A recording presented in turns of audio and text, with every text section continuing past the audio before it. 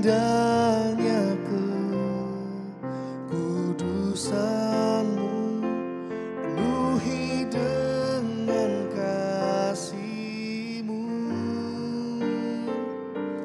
diam di hadirat-Mu. Ku mengangkat tanganku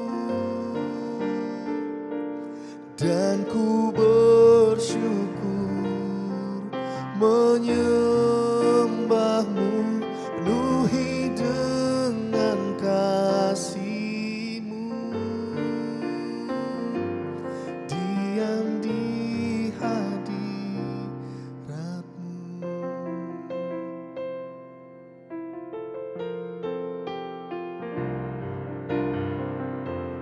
Penuhi hatiku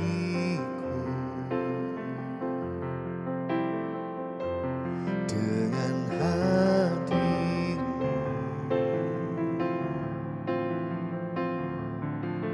Ku rindu memandang wajah-Mu, oh Tuhan, di dalam kekudusan-Mu.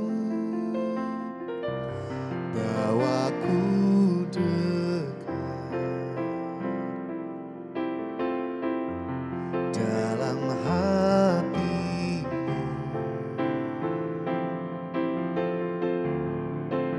Ku rindu mendengar suara-Mu, oh Tuhan, di tempat kudus-Mu sekarang. Ku rasakan kasih-Mu dan indahnya kekudusan-Mu, penuhi dengan kasih-Mu, diam di hadirat-Mu. Ku mengangkat tanganku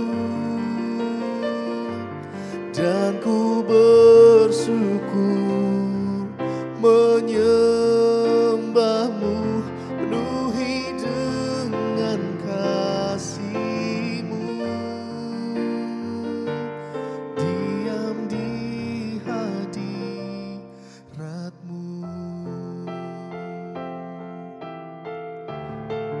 Ku mau tinggal di hadirat-Mu, Tuhan. Ku mau selalu dekat dengan-Mu, menikmati kasih-Mu, Tuhan, menikmati kemurahan-Mu, Yesus, Tuhan. Ku rasakan kehadiran-Mu di dalam hidupku, selalu bersamaku.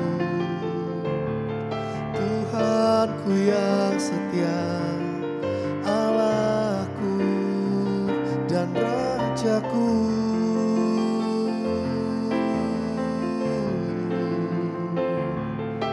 Ku sembah Kau, Tuhan.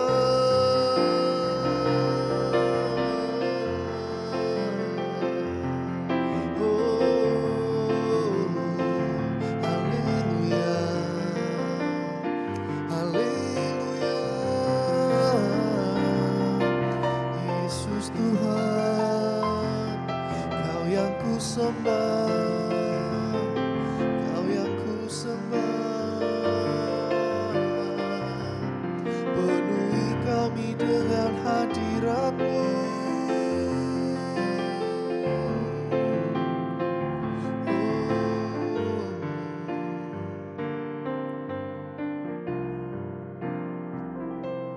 Ku rasakan kasih-Mu dan indahnya kekudusan-Mu, penuhi kasih-Mu, diam di hadirat-Mu. Ku mengangkat tanganku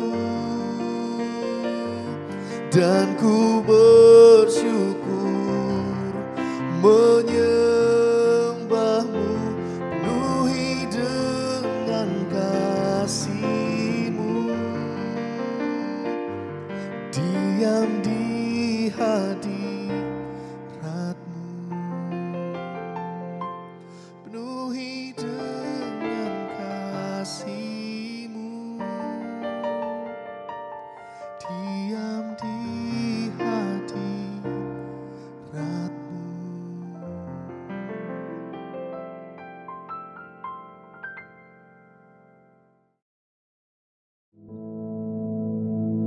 Our Father, which art in heaven, hallowed be thy name. Thy kingdom come, thy will be done in earth as it is in heaven. Give us this day our daily bread, and forgive us our debts, as we forgive our debtors. And lead us not into temptation, but deliver us from evil. For thine is the kingdom, and the power, and the glory, forever. Amen.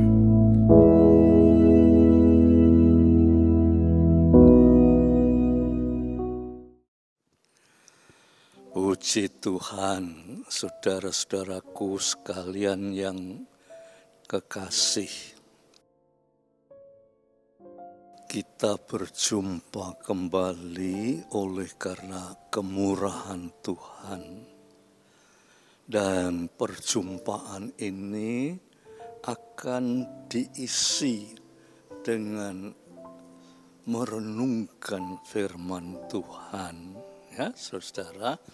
Nah, sebelumnya itu mari kita sama-sama berdoa, mohon pimpinan Tuhan Roh Kudus supaya renungan ini mengena hidup kita semua, ya. Tuhan, kami berjumpa di dalam nama Yesus Kristus,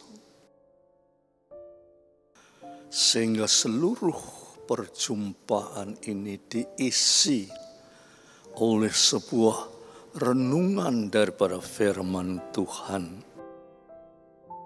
Dengan renungan ini Tuhan, kami sungguh berharap akan menjadi kekuatan iman kami untuk melanjutkan perjuangan hidup di dalam kasih karunia Tuhan.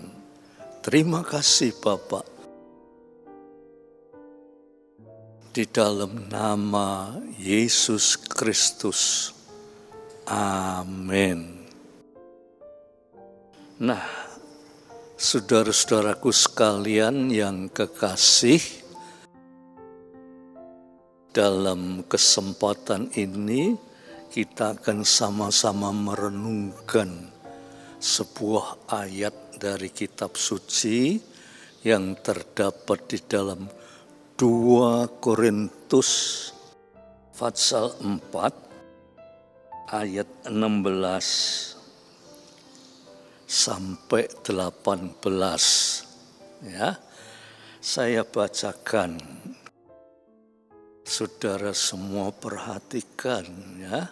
Dikatakan begini, sebab itu kami tidak tawar hati, tetapi meskipun manusia lahiriah kami semakin merosot, namun manusia batiniah kami dibaharui dari sehari ke sehari. Sebab penderitaan ringan yang sekarang ini mengerjakan bagi kami kemuliaan kekal yang melebihi segala-galanya, jauh lebih besar daripada penderitaan kami. Sebab kami tidak memperhatikan yang kelihatan,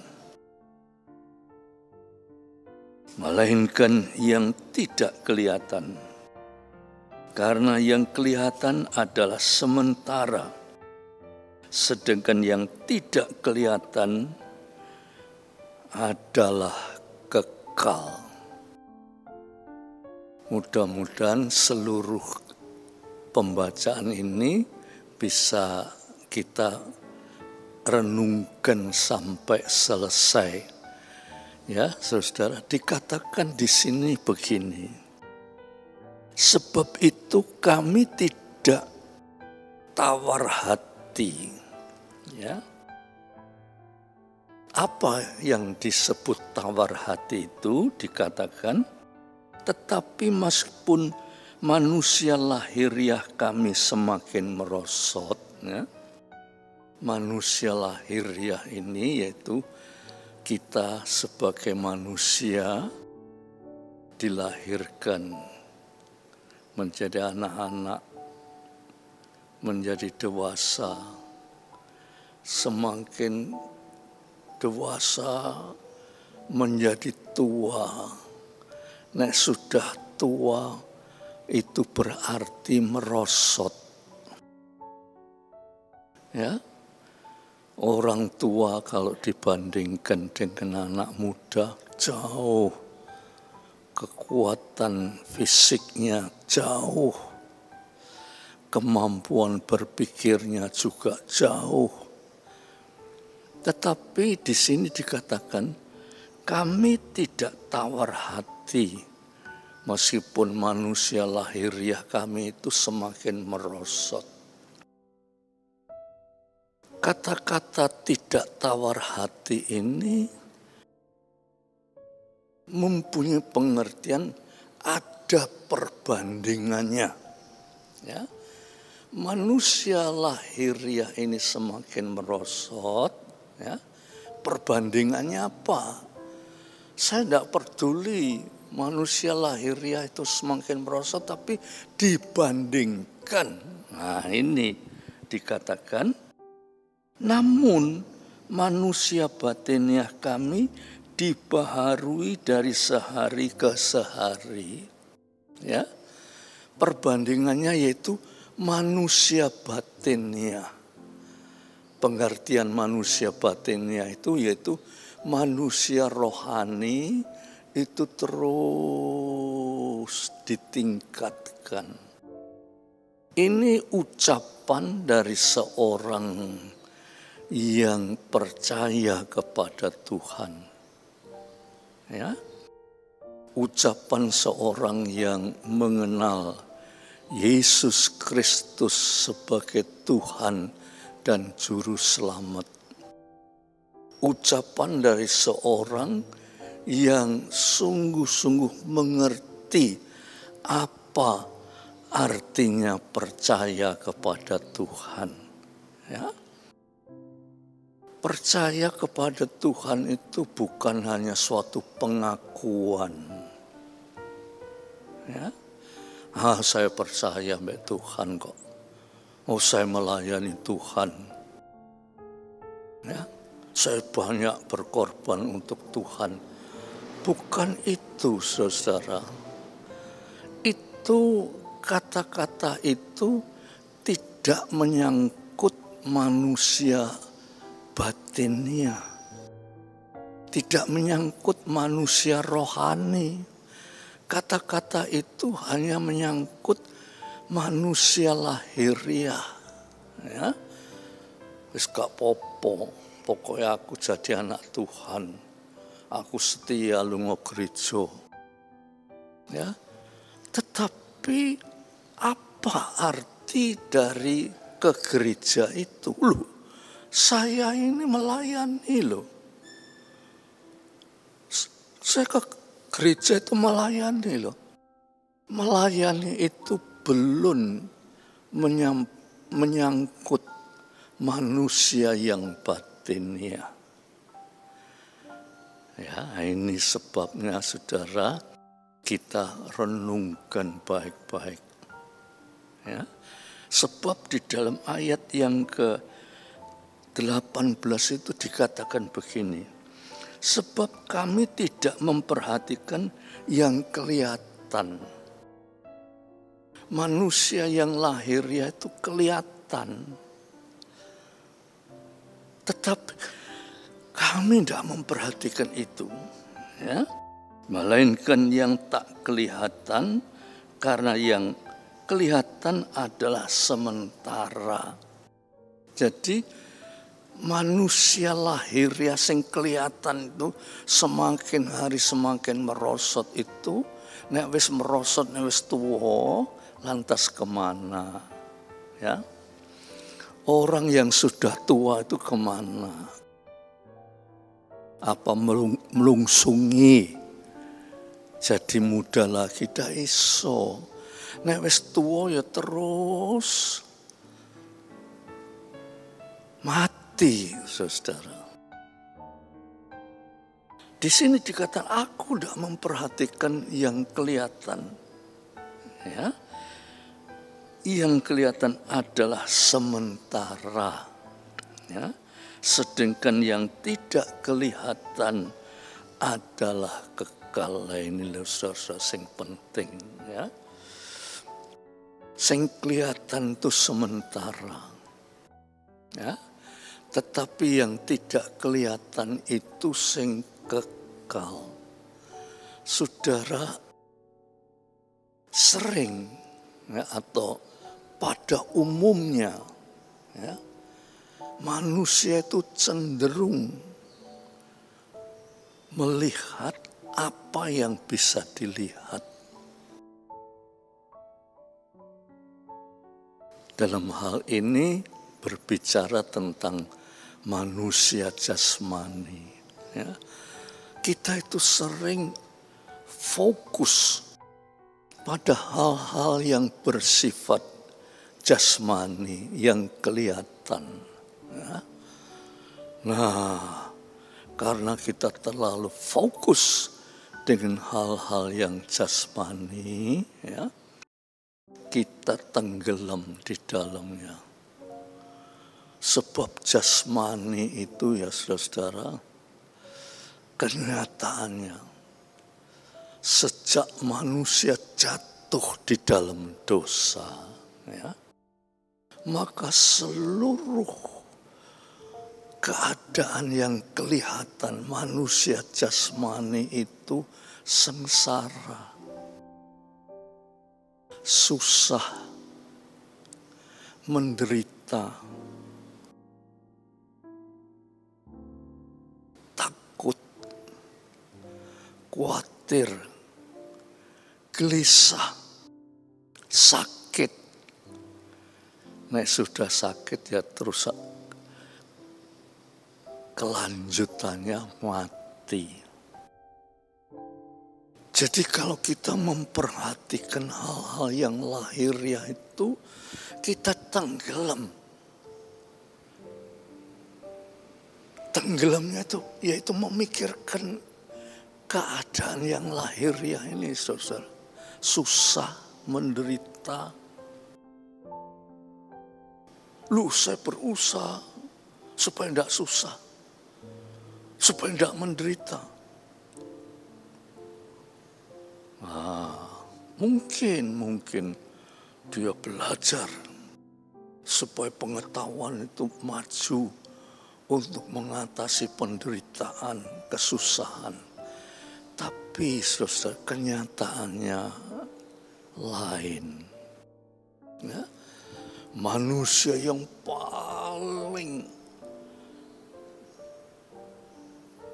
pintar sekalipun, dia tetap mengalami penderitaan, kesusahan. Malahan saudara, orang yang terkenal di dunia ini pengalamannya itu menyedihkan.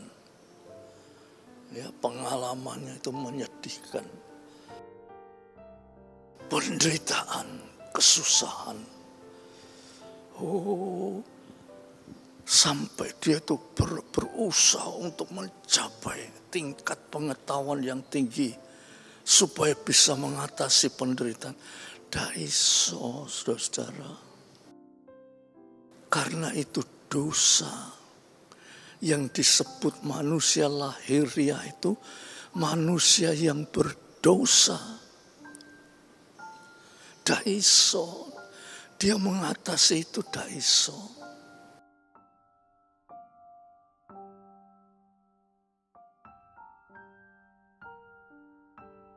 Oleh sebab itu, firman Tuhan ini berkata, aku tidak memperhatikan hal-hal yang lahiriah, tetapi aku memperhatikan hal-hal yang rohania, batinia. Sebab yang lahiriah itu sementara. Ya. Tetapi hal-hal yang batinia, yang rohania itu kekal untuk selama-lamanya. Saudara, jangan kita tenggelam di dalam hal-hal yang bersifat lahiriah, yaitu manusia lahiriah, artinya manusia daging, manusia yang kelihatan, yang penuh dengan penderitaan, penuh kesusahan, penuh dengan macam-macam bahaya yang menakutkan, mengkhawatirkan, dan penuh dengan siksaan sampai kematian. Itu kalau dipikirkan cuma sementara, tapi menuju kepada kekekalan. Oleh sebab itu, firman Tuhan berkata, aku memperhatikan hal-hal yang bersifat batinia atau rohania. Nah, ini sing penting. Kita di dalam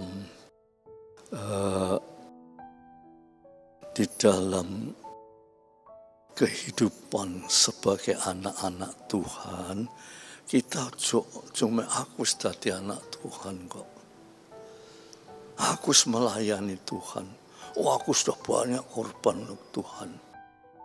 Saudara, itu semua masih bersifat lahiriah, saudara-saudara. Saudara harus menerobos itu kepada hidup yang batinia, yaitu saudara harus mencapai suatu hidup yang penuh dengan hal-hal yang bersifat rohani. Tuhan Yesus menjelaskan hal-hal yang bersifat rohani. Ya, saudara, Tuhan berbicara tentang kasih. Kasih itu bersifat rohani, saudara. Hidup kita ini harus penuh dengan kasih. Tetapi bagaimana kita bisa hidup di dalam kasih kalau kita tidak mempunyai iman, kepercayaan kepada Tuhan? Iman, saudara, itu juga hal yang bersifat rohani, saudara. Ya. Iman itu dikatakan, iman itu tabah menghadapi apapun juga. Menghadapi apapun juga dia kuat. Sebab dia punya iman kepada Tuhan. Ya. Orang yang beriman itu, saudara, sebetulnya tidak mempunyai rasa takut, khawatir, gelisah, menderita, sengsara, sakit, bahkan mati sekalipun. Dia tidak khawatir. Sebab imannya kepada Tuhan itu berarti dia itu bergerak pada hidup yang rohaniah.